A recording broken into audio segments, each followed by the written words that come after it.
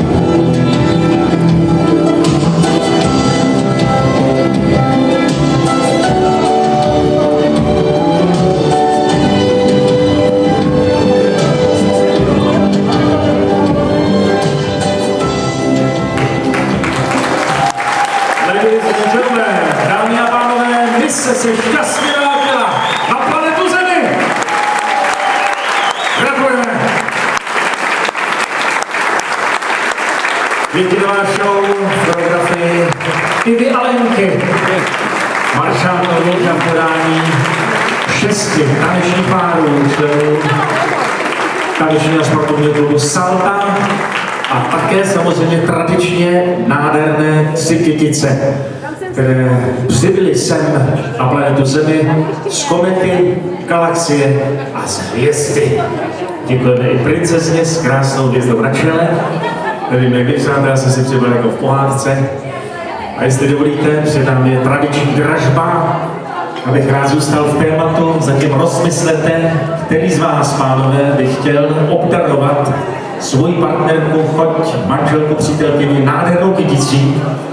A znovu, přátelé, bych rád poděkoval těm, kteří tyto nádherné květinové skvosty pro 9. ročník květinové prosím připravili. Děkujeme moc.